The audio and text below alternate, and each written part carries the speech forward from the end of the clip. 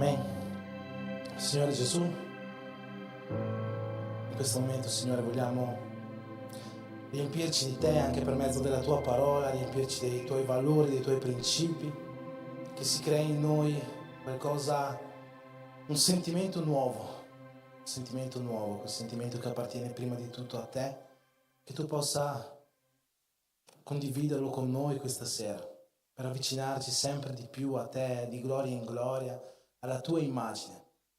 Benedici, Signore, la Tua Chiesa per mezzo di questa parola, Signore, che possa non essere soltanto un tempo di apprendimento, un tempo di imparare di più, ma che possa venire a essere un momento in cui i nostri cuori, la nostra mente possa essere trasformata per conoscere sempre di più qual è la Tua volontà nelle nostre vite.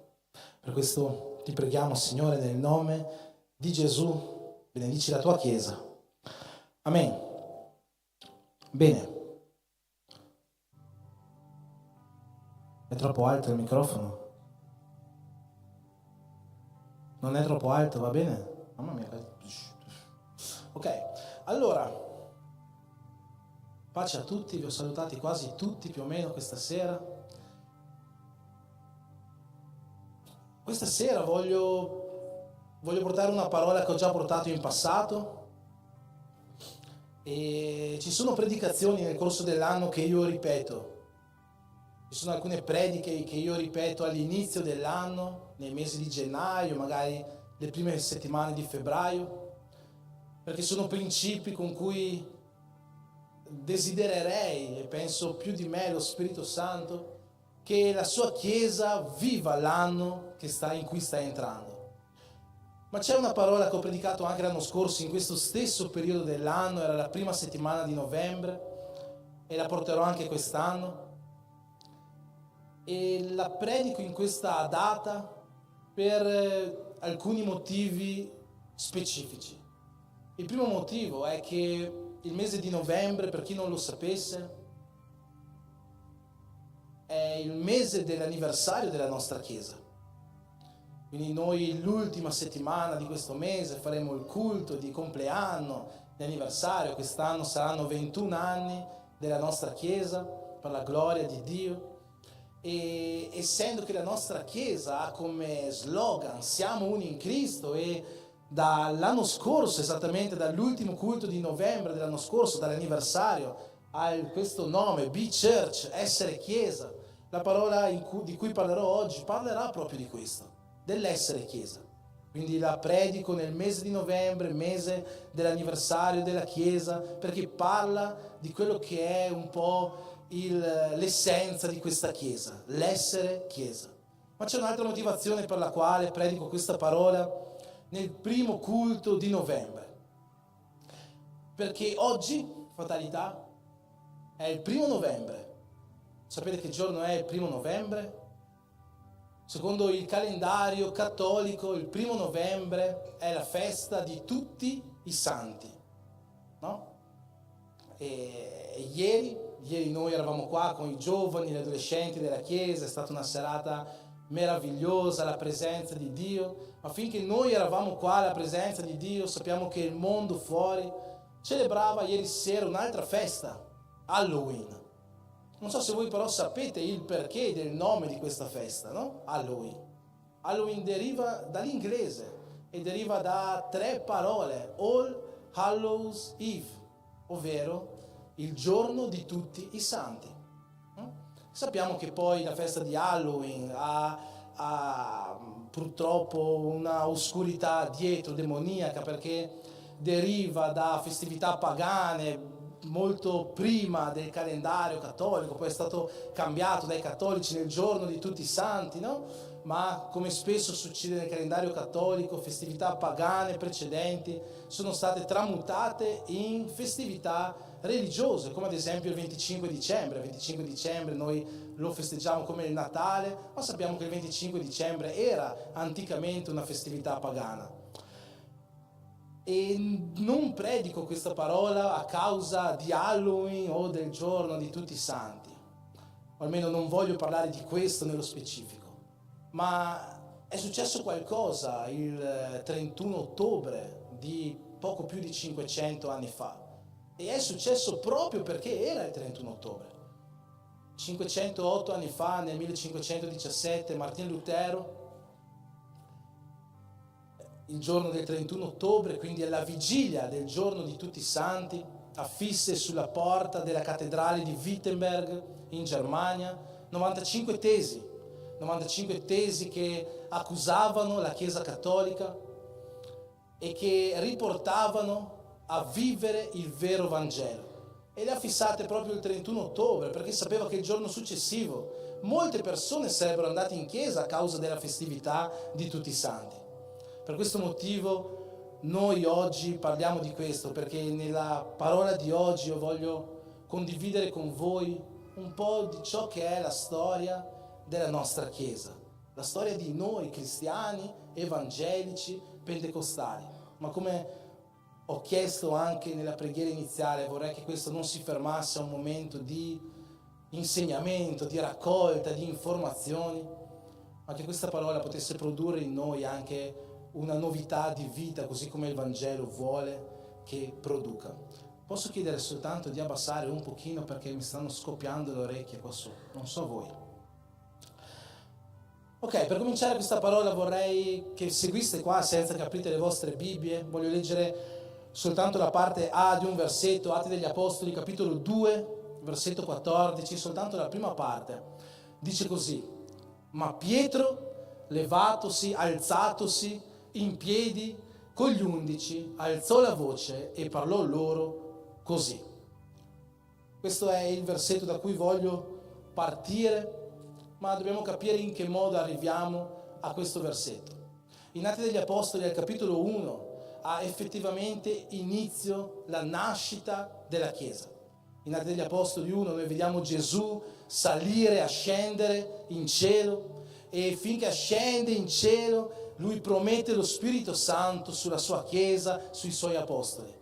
E in Atti al capitolo 2 lo Spirito promesso scende nel cenacolo dove sono presenti gli apostoli con altre persone, scende in forma di lingue come di fuoco e entra con un rumore come di vento impetuoso dentro quella stanza, battezzando gli apostoli, quelle persone presenti, dandogli potere, dandogli unzione di predicare il Vangelo di Cristo e propagarlo fino all'estremità della terra. E quando gli apostoli sono battezzati con lo Spirito Santo, cominciano a parlare in novità di lingue, in varietà di lingue, e c'è un grande trambusto a Gerusalemme perché alcuni non capiscono quello che gli apostoli stanno dicendo, altri lo capiscono ma sentono che stanno parlando in lingue differenti da quelle degli apostoli, differenti dall'aramaico, dal giudaico. Per questo c'è un grande trambusto, ma in mezzo a questo trambusto Pietro si alza e fa quello che è il primo sermone della Chiesa. E vorrei rileggere con voi, se puoi rimettere un attimo, Atti degli Apostoli 2,14. Vorrei rileggere con voi questo versetto e vorrei che anche voi lo leggeste insieme a me per capire ciò di cui andiamo a parlare. Leggiamo insieme: ma Pietro, levatosi in piedi con gli 11, alzò la voce e parlò loro così. Vale ricordare che da questo primo sermone della Chiesa più di 3.000 persone si aggiungono alla Chiesa di Cristo. 3.000 persone hanno una vera conversione quel giorno attraverso questo sermone. E questo sermone è stato realizzato a causa di due fattori. Il primo e il più importante di questi fattori è il battesimo con lo Spirito Santo, che ha dato a Pietro unzione e potere per predicare un sermone così potente da far sì che 3.000 persone in un giorno si convertissero. Ma un altro fattore, meno citato, ma che noi possiamo trovare all'interno di questo testo, di questo versetto, è che Pietro quel giorno non si alzò da solo. Quando Pietro si alzò per fare il suo primo sermone alla Chiesa, noi vediamo che tutti gli apostoli, che la Chiesa insieme a lui si alzò affinché quel sermone potesse essere realizzato. Questo ci fa capire che una Chiesa affinché possa essere una chiesa forte, una chiesa rilevante, una chiesa che porta vita, deve essere una chiesa prima di tutto ripiena di Spirito Santo, ma deve essere allo stesso tempo una chiesa unita. A partire da questo sermone di Pietro, noi vediamo veramente la nascita effettiva della Chiesa. Atti al capitolo 3, Atti al capitolo 4, ci mostrano come la Chiesa comincia a crescere, come la Chiesa prende vita, ci mostra la Chiesa che si riunisce a pregare, ci mostra la Chiesa che condivide tutto quello che ha per andare a risolvere le necessità di ogni persona presente. Ma come questi primi capitoli ci mostrano una chiesa unita, una chiesa che cresce, una chiesa piena di Spirito Santo, allo stesso tempo i capitoli successivi ci mostrano come la chiesa, in quanto cresce, viene anche perseguitata. Atti degli Apostoli, al capitolo 7, ci mostra il diacono Stefano che è davanti al Sinedrio, chiamato a giudizio. Davanti al Sinedrio Stefano fa quello che secondo molti è ritenuto uno dei più bei sermoni di tutta la storia dell'umanità. Ma ai farisei quel sermone non piace poi così tanto. Decidono di uccidere il diacono Stefano per lapidazione. Stefano diventa il primo martire della Chiesa. E forse i farisei, e forse anche noi, se andiamo a leggere cronologicamente per la prima volta Atti degli Apostoli, potremmo pensare, adesso che è stata uccisa una persona a causa del Vangelo, la Chiesa si fermerà, la Chiesa morirà. Eppure non è così, non fu così. La Chiesa unita prese forza. La Chiesa piena di Spirito Santo prese forza. E proprio a causa del martirio di Stefano, la Chiesa cominciò a espandersi in tutte le regioni della Palestina. In Atti al capitolo 8 noi vediamo il diacono Filippo che raggiunge la Samaria. La Samaria era una regione in cui i cristiani, gli apostoli stessi, finché camminavano con Gesù, avevano paura ad andare. Ma Filippo va in Samaria, in Atti al capitolo 8 vediamo che predica il Vangelo, la Samaria intera si arrende al Vangelo di Gesù Cristo. Da Gerusalemme arrivano i grandi apostoli, Pietro, Giacomo, Giovanni, impongono le mani sui Samaritani e lo Spirito Santo scende su quella regione. Ma non finisce qua. Dopo questa grande conversione Filippo viene portato dallo Spirito in un luogo deserto e in questo luogo passa un etiope, un eunuco, un emissario della regina Candace di Etiopia, che finché sta passando in questo luogo Filippo lo incontra, Filippo predica il Vangelo a questo etiope, l'etiope si converte e viene battezzato. È il primo relato storico di un gentile, di un pagano che si converte al cristianesimo e che viene battezzato. La Chiesa non si fa fermare dalla persecuzione, ma diventa sempre più forte attraverso la sua unità e attraverso lo Spirito Santo che regna nei cristiani. Atti al capitolo 9 ci parla di Paolo. Paolo, che era un grande persecutore della Chiesa, lui stesso dice nelle sue lettere che secondo lo zelo che ha per la religione, lui era un grande persecutore della Chiesa. Ma Paolo quel giorno sulla via di Damasco ha un incontro ravvicinato con Gesù. Paolo si converte e diventa quello che è il più grande missionario della Chiesa di tutti i tempi. Atti degli Apostoli ci raccontano le grandi gesta di tutti gli Apostoli, sì, ma in particolare di Paolo e dei suoi viaggi missionari. Ci racconta di come Paolo insieme a Barnaba raggiungono la città di Antiochia. Antiochia a quel tempo era la terza città più grande del mondo. Prima era Roma, seconda era Alessandria d'Egitto, terza era Antiochia di Siria. Lì a Antiochia Paolo predica il Vangelo, fonda una chiesa e la Bibbia ci racconta che in quella città per la prima volta i seguaci di Cristo, i seguaci della via vengono chiamati cristiani. Atti degli Apostoli continua fino al capitolo 28 narrandoci le grandi gesta di questi apostoli e le persecuzioni che hanno subito. Sappiamo che in Atti 28 Paolo si sta recando a Roma per poi là essere giudicato, essere messo in prigione. Non sappiamo se da quella prigione è stato poi liberato e poi è tornato. Quello che sappiamo è che in quella prigionia prima o poi soffrirà anche lui il martirio sotto l'impero dell'imperatore Nerone. Ma sappiamo che nella sua ultima lettera che scrive al suo figlio nella fede Timoteo, lui dice così: Timoteo, qua molti mi hanno abbandonato. Alessandro il Ramaio mi ha fatto molto male. Dema, un mio fedele collaboratore, amando questo mondo, mi ha abbandonato. ma non c'è più tempo da perdere. Vieni tu qua, porta con te anche Marco, qua c'è Luca. In questi ultimi tempi dobbiamo essere uniti. Paolo aveva inteso quello che la parola ha sempre comunicato, che una chiesa, affinché possa essere forte, affinché possa essere rilevante, deve essere sì ripiena di Spirito Santo, ma deve essere allo stesso tempo una chiesa unita. E Paolo desiderava quell'unità in quegli ultimi tempi. Paolo soffre la morte, il martirio sotto l'impero di Nerone. Nel 64 d.C. Nerone, come tutti voi sicuramente sapete, appicca un fuoco a Roma. Dei 14 quartieri di Roma, 10 hanno una densa popolazione, 10 sono completamente rasi al suolo, ma i 4 rimasti intatti hanno una densa popolazione di cristiani. Per questo motivo Nerone decide di addossare la colpa di questo incendio proprio ai cristiani, nonostante lui stesso fu l'autore di quell'incendio. Si racconta che in quel periodo storico i cristiani venivano perseguitati, venivano presi e venivano coperti di pece e messi agli angoli delle strade di Roma, e gli veniva dato fuoco, e finché bruciavano vivi per fare luce alle strade di Roma, le loro urla di dolore ricoprivano la città. Questo ci viene detto da storici dell'epoca. Le persecuzioni non finirono. Pochi anni più tardi Vespasiano divenne imperatore e costruì il Colosseo.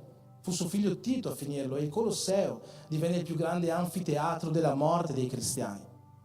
Ma nonostante questo, i cristiani non si abbatterono.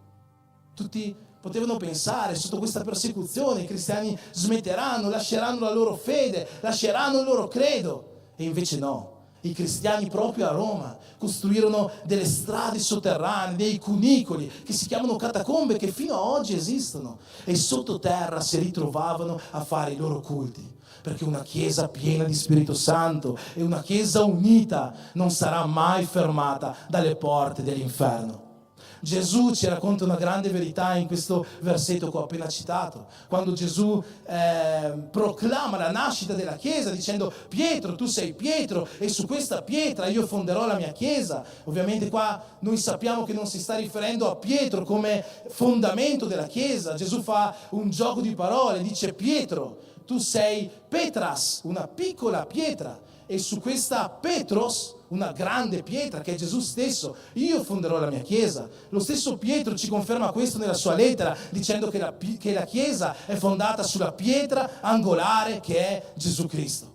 Ma Gesù continua: Pietro, tu sei Pietro, su questa pietra fonderò la mia Chiesa e le porte dell'Ades non potranno sconfiggerla.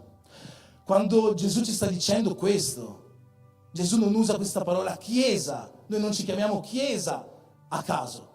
La parola Chiesa significa assemblea, da ecclesia. Assemblea significa unione. Assemblea significa unità. Chiesa significa unità.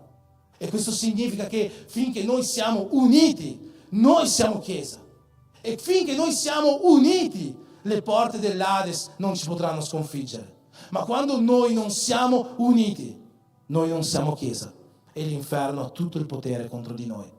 Ma quei cristiani di quel primo secolo erano uniti, si unirono per scavare queste catacombe e continuarono i loro culti a Dio. Nel 90 divenne imperatore Domiziano. Domiziano fu il primo imperatore che proclamò il culto all'imperatore. Lui diceva ai suoi sudditi che dovevano chiamarlo Signore mio e Dio mio, e chi non accettava questo veniva messo a morte.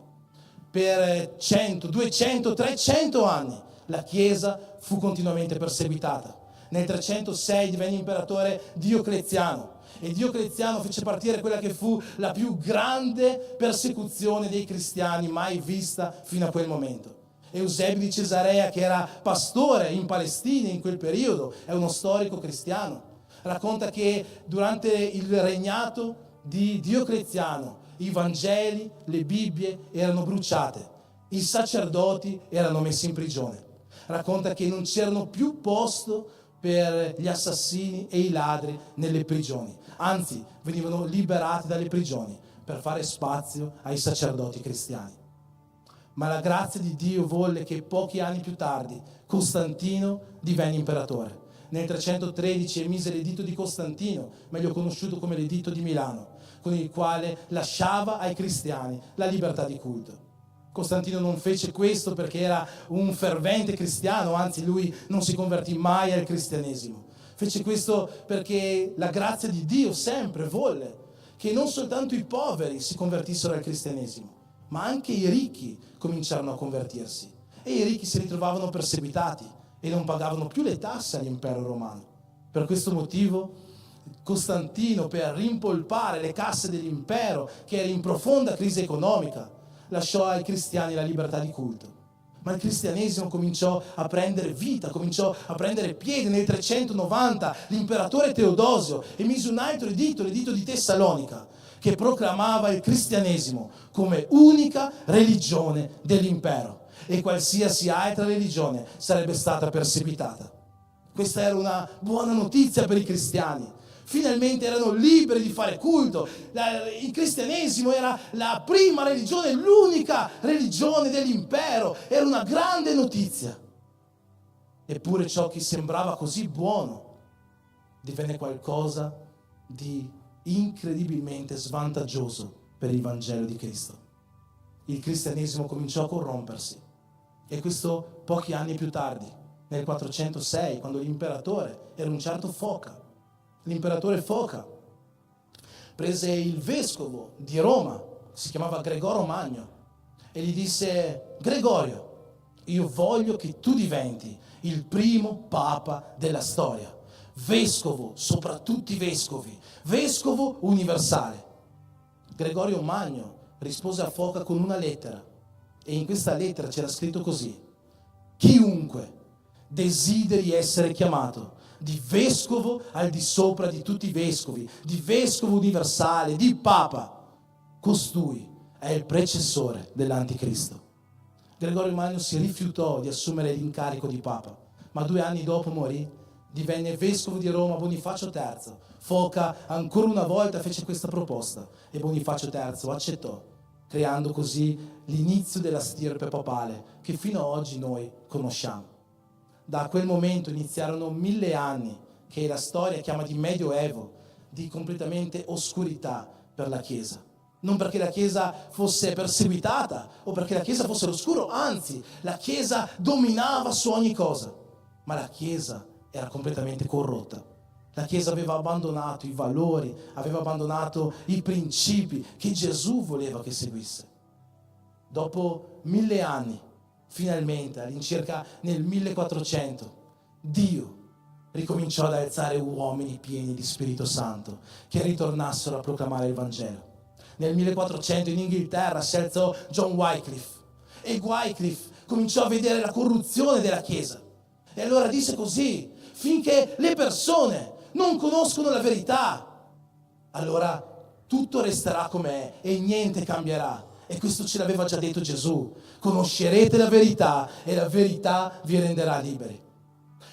Wycliffe allora che cosa fece? Decise di tradurre la Bibbia dal latino all'inglese, perché a quel tempo la Bibbia potevano leggerla soltanto i sacerdoti, le persone del clero, nessuno parlava latino. Wycliffe tradusse la Bibbia in inglese, ma la Chiesa cattolica lo mise a tacere. Sapete perché? Perché Wycliffe sì era pieno di Spirito Santo, ma Wycliffe combatteva da solo.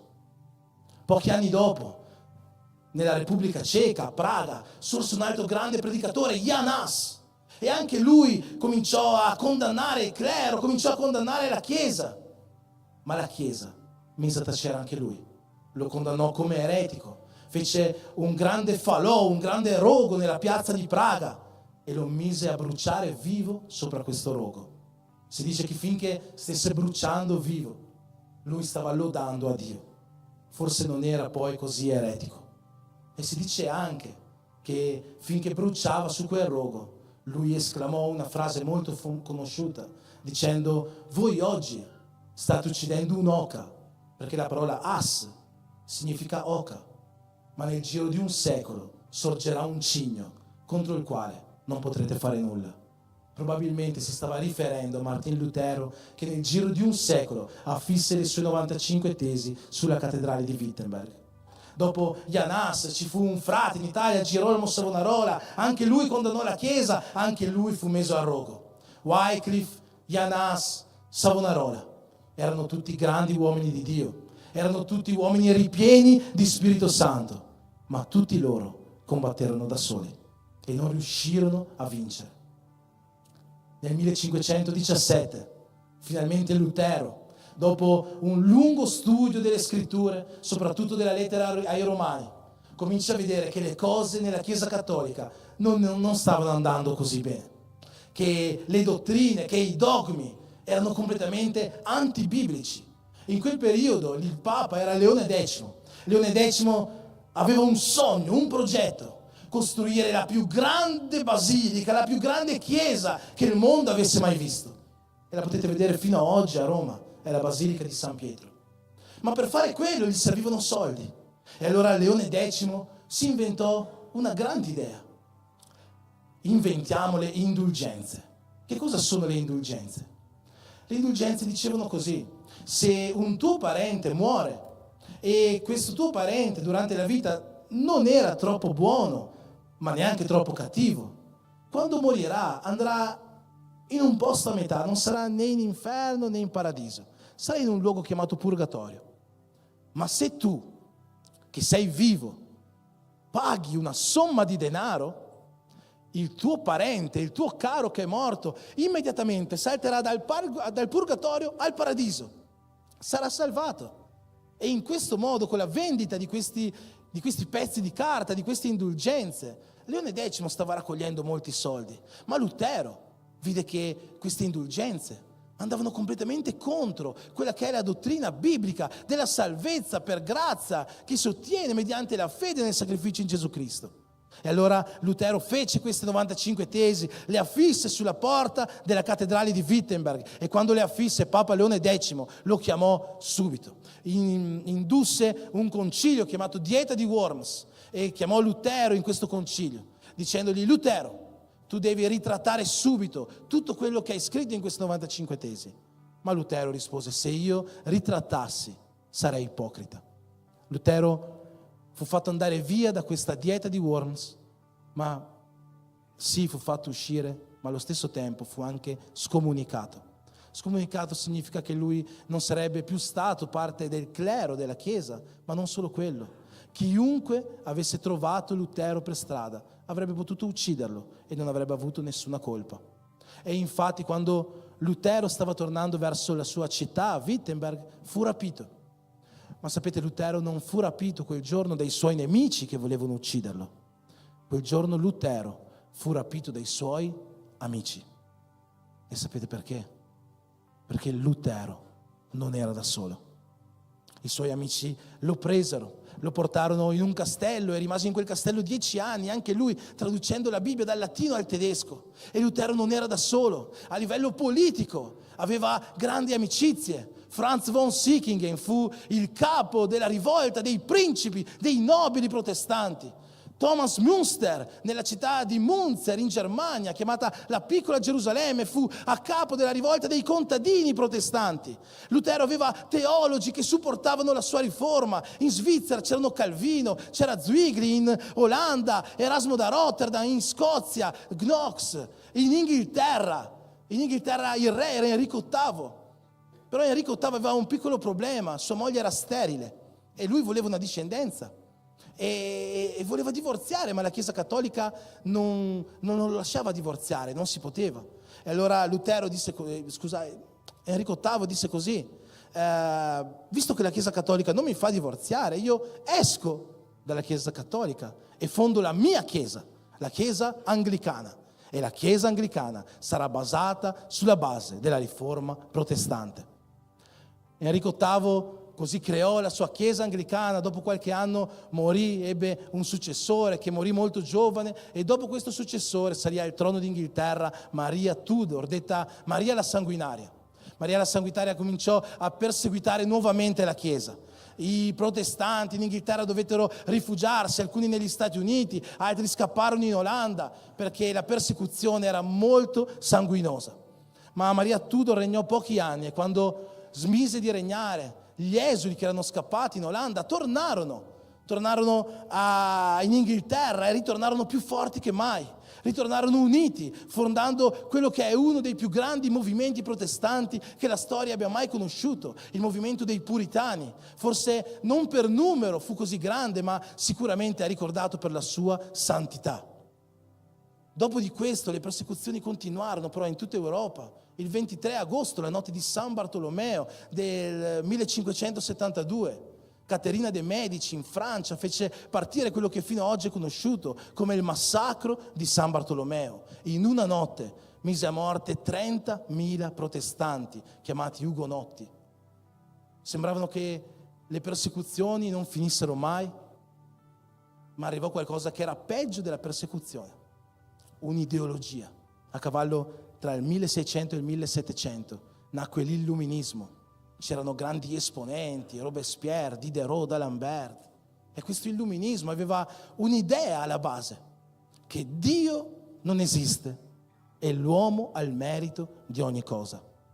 La ideologia dell'illuminismo si sparse velocemente in tutta l'Europa. Arrivò fino in Inghilterra e in quel momento l'Inghilterra stava vivendo un periodo di totale apatia spirituale a causa delle ideologie illuministe.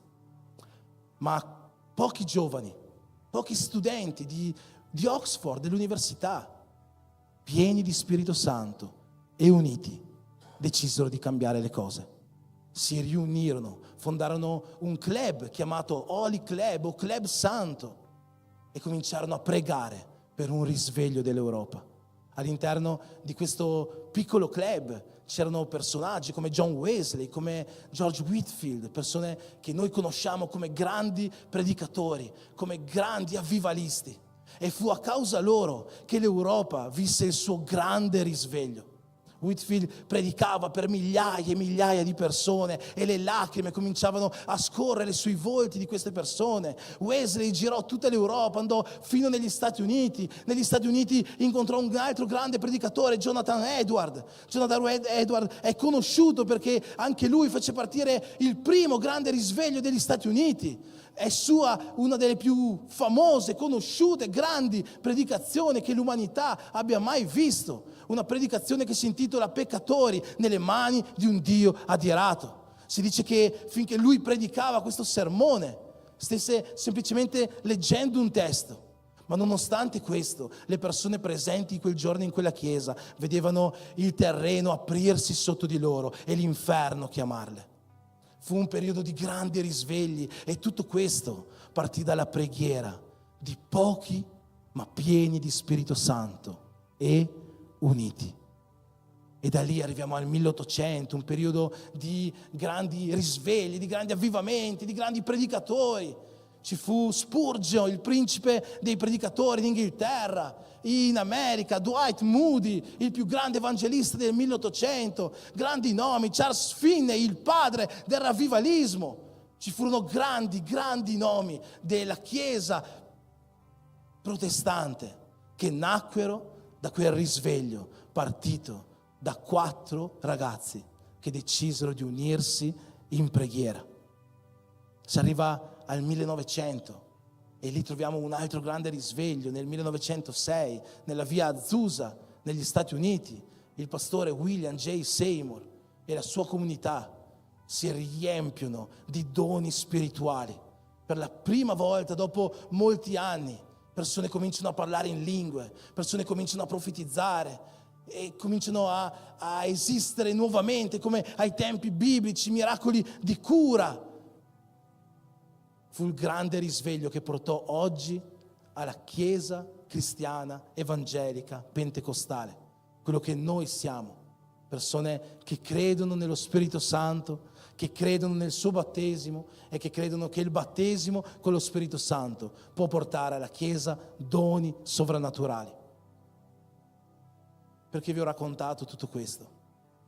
Perché quello che abbiamo visto nella storia di tutta la Chiesa, da Atti 1 fino al 1900, ci mostra una Chiesa che ha sofferto persecuzioni, ma che unita è sempre riuscita ad andare avanti, unita e piena di Spirito Santo. E sapete, oggi non è diverso. Anche oggi la Chiesa è perseguitata E forse voi direte, no, io non sono perseguitato, ma ci sono molte chiese in altre parti del mondo, in Medio Oriente, in Africa, in India, chiese che sono perseguitate, chiese che vengono bruciate, persone che vengono uccise quotidianamente per la loro fede. C'è una persecuzione ideologica anche oggi, perché oggi il numero di atei è molto superiore a quello del 1700, quando c'era l'illuminismo. Oggi le ideologie che il mondo sta portando avanti sono ideologie che stanno contaminando ogni cosa. Non si sa più se una persona sia maschio, sia femmina o sia animale. Le famiglie sono completamente senza struttura. Oggi il mondo e le sue ideologie stanno perseguitando la Chiesa, anche se non è quella persecuzione fisica a cui magari noi possiamo pensare in un primo momento. E se esistono persecuzioni che arrivano da fuori della Chiesa come queste, ci sono persecuzioni anche all'interno della Chiesa stessa. Il nostro Signore Gesù in Apocalisse 2:3 detta 7 lettere all'Apostolo Giovanni. 7 lettere che sono indirizzate a 7 chiese. A 2 di queste chiese non ha nessuna accusa da fare, ma a 4 di queste chiese ha accuse di peccato. E noi possiamo riassumere tutti i peccati che troviamo in queste 4 lettere, che sono rivolte alla chiesa di Tiatiri, di Pergamo, di Sardi e di Laodicea, in un unico peccato o a un'unica causa: liberalismo religioso. Oggi c'è una persecuzione all'interno della Chiesa e questa persecuzione deriva da questo liberalismo religioso. Il liberalismo religioso è una ideologia o teologia, come alcuni la definiscono, che cerca di unire i valori, i principi, le idee del mondo ai valori, i principi, le idee della Chiesa. E questo non può esistere, perché questa è persecuzione per noi. L'Apostolo Giacomo è molto chiaro nella sua lettera, dicendo che chi cade in un punto della legge, cade in realtà in tutta la legge. Ora, se questa ideologia liberalista è una ideologia che ci dice non è così sbagliato fare questo, non è così sbagliato fare quello, non c'è problema se fai questo, questi sono peccatini, non è un peccato grave, come questo può essere in accordo con quello che Giacomo ci dice? Chi cade in un punto della legge, cade in tutta la legge.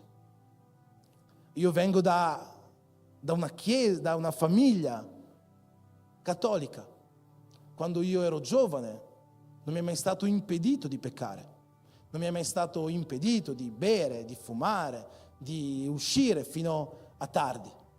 E l'unico insegnamento che mi veniva dato su questi punti era: se tu pecchi come cattolico, vai dal prete, dal sacerdote, confessi i tuoi peccati, lui ti farà dire un Ave Maria, un Padre Nostro e sei perdonato, tutto come prima.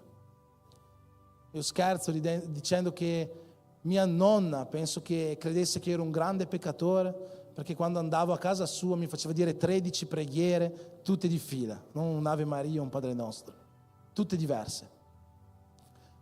Ma ad esempio la nostra pastora Andrea è cresciuta in una casa evangelica e sua mamma, come spesso racconta, non voleva una TV in casa, perché diceva che la TV era la finestra del diavolo.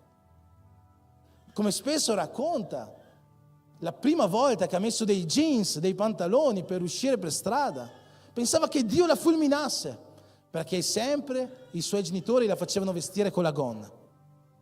Non sto dicendo che il radicalismo religioso sia giusto, ma dobbiamo essere intelligenti e avere discernimento nel capire ciò che viene da Dio e ciò che viene dal mondo. E il liberalismo religioso sta cercando di unire queste due cose. Gesù, noi abbiamo oggi celebrato la Santa Cena.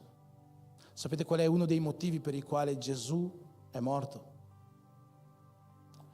L'Apostolo Paolo, scrivendo agli Efesini, scrive un consiglio, no? Quasi un ordine in realtà per i mariti, dicendo: mariti, amate le vostre mogli come Cristo ha amato la Chiesa e ha dato la sua vita per lei, per santificarla. Cristo è morto per noi, per la sua Chiesa, affinché noi potessimo essere santificati. Il liberalismo religioso è ciò che oggi sta cercando di togliere la santificazione alla Chiesa di Cristo. Ma la parola ci lascia un consiglio o un'esortazione molto chiara: siate santi perché Dio è santo. Siate santi come io sono santo. Gesù vuole una Chiesa santa, non vuole una Chiesa che è un po' santa e un po' no.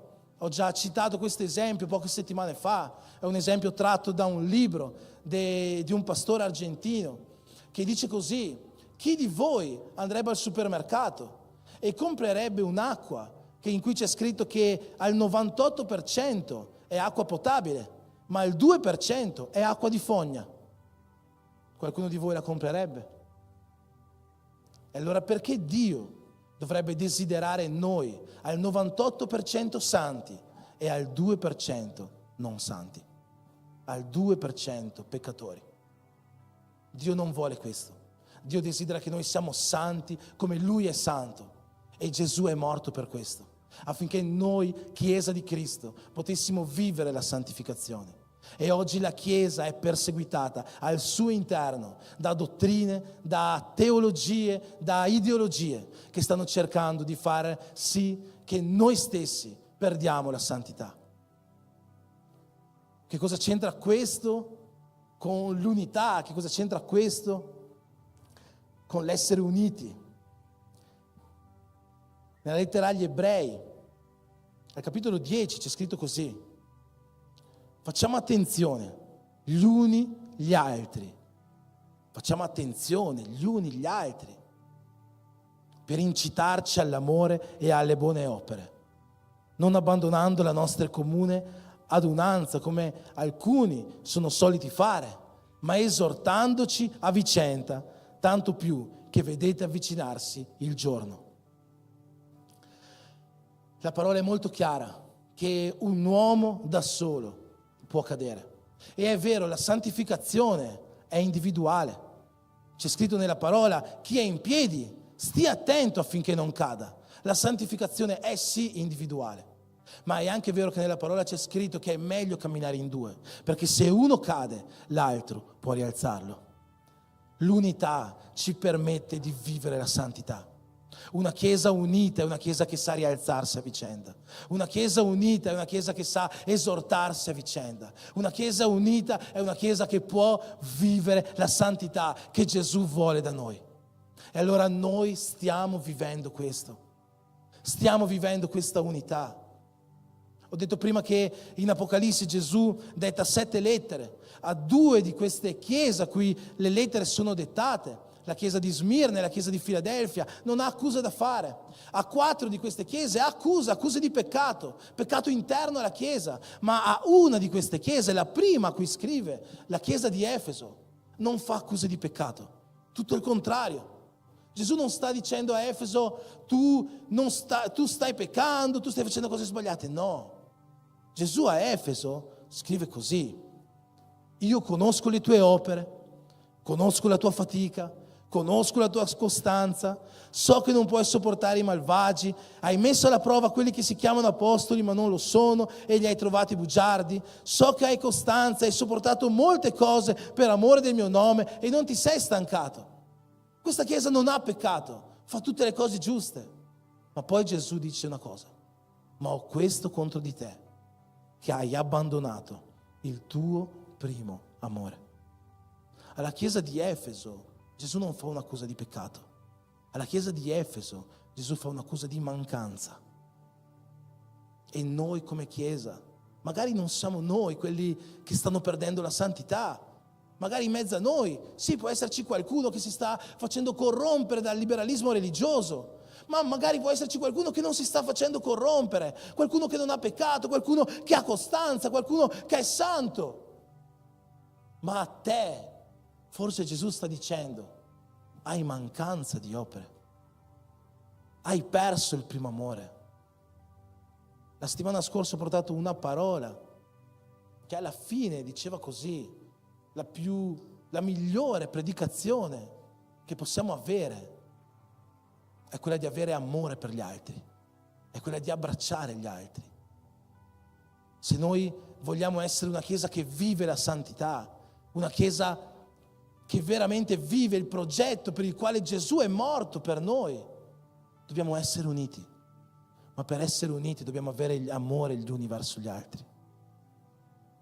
Quando è stata l'ultima volta che hai abbracciato un tuo fratello che era in difficoltà?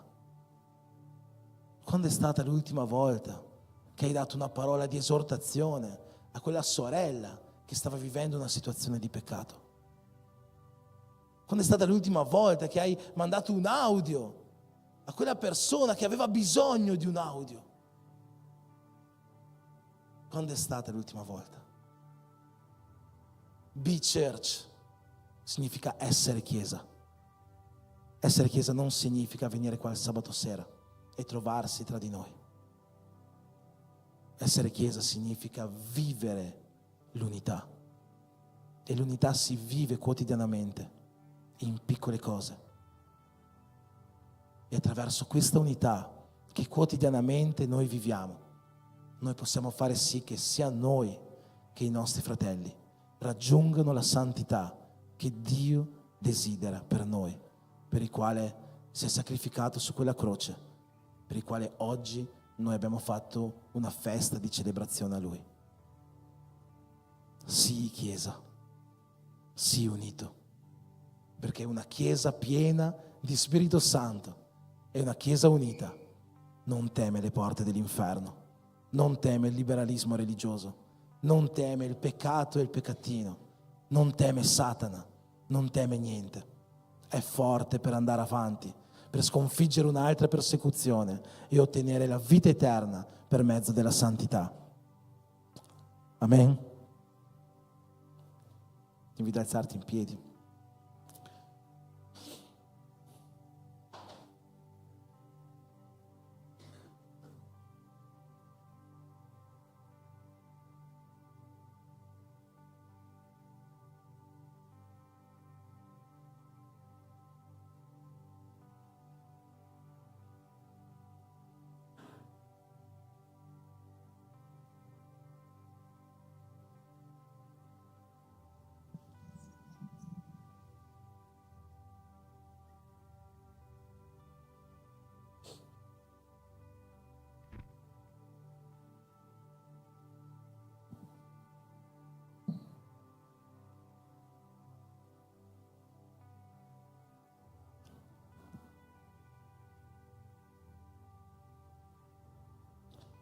Dobbiamo fare una nuova riforma nella Chiesa, non una riforma dottrinale, non una riforma protestante, la riforma di vivere l'essere Chiesa. Io voglio pregare in questo momento chiedendo a Dio che Lui possa aiutarci sempre di più a vivere questo essere uni in Cristo, ma vorrei che finché facciamo e anche tu fai questa preghiera, tu possa dare la mano alla persona di fianco a te. Se sei in intimità con questa persona puoi anche abbracciarla. E vorrei che tu pregassi per questa persona, per la persona alla tua destra e alla tua sinistra, per non fare eccezioni, per non fare preferenze. Prega per questa persona. Sii chiesa per lei, sii piena di Spirito Santo e unita per lei. Lo Spirito Santo quel giorno in Atti 2 è sceso sulla Chiesa, ha dato doni quel giorno agli Apostoli e oggi a noi, doni spirituali, dono di fare profezie, dono di parlare in lingue strane, come le chiamiamo, e dono di interpretare queste lingue. Ha dato doni di potenza, dono di fede, dono di miracoli, dono di fare guarigioni. Ha dato dono di parola di conoscenza, di rivelazione, dono di parola di saggezza. Ha dato dono di profezia. Ha dato doni ministeriali. Tra di noi ci sono apostoli, evangelisti, pastori, profeti, maestri della parola. Ha dato doni per vivere la nostra quotidianità, dono di esortare, dono di condividere, dono di servire. Lo Spirito Santo ha riempito la sua Chiesa di doni. Ma essere Chiesa significa non trattenere per noi questi doni, ma cominciare a usarli per il bene degli altri. È per questo che lo Spirito Santo ha dato questi doni, per l'edificazione e il perfezionamento dei santi, fino al giorno in cui Lui ritornerà a rapire la sua Chiesa. Che possiamo essere una Chiesa che condivide questi doni, che per mezzo della nostra unione possiamo vivere una vita di santificazione, di santità, per raggiungere quel giorno, l'eternità, insieme al nostro Signore Gesù. Amen. Preghiamo insieme, prega per la persona vicino a te, che possa essere una preghiera di condivisione, dove tu possa condividere i tuoi doni, possa condividere lo Spirito che hai in te e benedire la vita di questo fratello, di questa sorella. Signore Gesù, la tua Chiesa, una Chiesa unita, una Chiesa piena di Spirito Santo, è qua oggi alla tua presenza per vivere un nuovo tempo, come è stato dichiarato prima, un nuovo tempo, un nuovo patto con te. Un patto fondato sulla vera unità, un patto fondato sul veramente essere uno in Cristo. Che a partire da questa sera, Signore, noi possiamo vivere veramente qualcosa di nuovo nelle nostre vite. Che questa parola non passi appena usciamo da questa chiesa, appena usciamo da questa porta, ma che a partire da questa sera noi possiamo veramente importarci con i nostri fratelli e sorelle, che possiamo veramente importarci con la loro anima, con la loro salvezza, con la loro santità. Che a partire da questa sera ogni dono che tu ci hai dato possa essere usato per il bene e l'edificazione degli altri. Che a partire da questa sera la tua Chiesa, piena di Spirito Santo e unita, possa affrontare qualunque persecuzione, così come l'ha affrontata nel corso di tutta la sua storia.